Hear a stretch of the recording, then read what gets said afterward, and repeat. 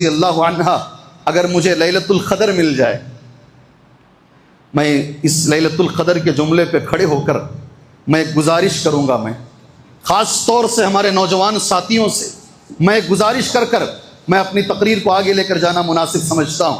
ایسی مبارک رات، ہزار مہینوں سے بہتر رات، جس کی فضیلت میں پوری سورت اللہ پاک نے اتار دی ہو، سبحان اللہ، بہت بڑی رات۔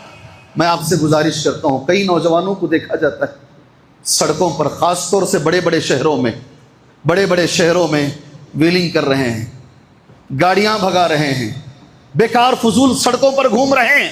میرے نوجوان ساتھیوں، آپ کا نام مسلمانوں کا ہے، آپ کے ماں باپ مسلمان ہیں، تمہیں دیکھ کر کوئی پولیس والا اگر گالی دیتا ہے، اور وہ گالی ہمارے مسلک کو دیتا ہے، گالی ہمارے مذہب کو دیتا ہے، ایسی بڑی رات میں اب کیوں وجہ بنتے ہیں، کیوں سبب بنتے ہیں اسلام کو گالی دلانے کا؟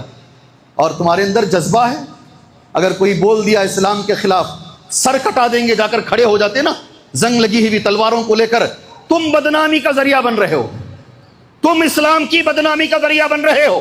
ایسی بڑی راتوں میں جہاں ہمیں اللہ کی مغفرت کی ضرورت ہے، جہاں اللہ کی رحمت کی ضرورت ہے، جہاں ہماری یہ بات بھی طے ہے، سارے علماء نے کہا ہے فیہا یفرق کل امر حکیم، فیہا یفرق کل امر حکیم، ان راتوں میں ہر چیز کا فیصلہ ہوتا ہے۔ سنو میرے نوجوان ساتھیوں، بہت شکایتیں لے کر آتے ہیں مولوی صاحبوں کے پاس، بڑے لوگوں کے پاس، مجبوری ہے، میں بولتا ہوں جی ہاں، ایسی رات میں، ایسے مبارک مہینے میں تم بندوں سے مانگ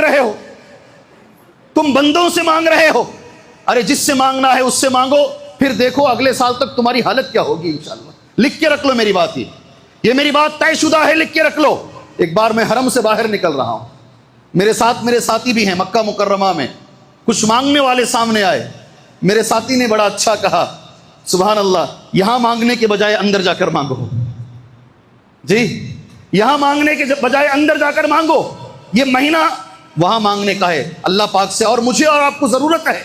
میں برسبیل تذکرہ اللہ کی رحمت، یہ میرا آج کا موضوع ہے، میں نے بیچ میں اس لیے بول دیا آج رات ہے، وہ اس لیے رات گزارو ویسے جیسے نبی نے گزارا صلی اللہ علیہ وسلم، رات ویسے گزارو جیسے صحابہ نے گزارا ہے، اور کیسے اللہ کے نبی نے گزارا صلی اللہ علیہ وسلم۔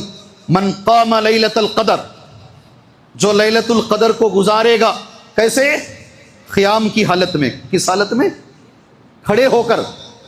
تو پھر پوری رات ہم کھڑے ہو جائیں گے، ساری رات ہم کھڑے ہو جائیں گے؟ نہیں نا، قیام سے مراد نماز ہے،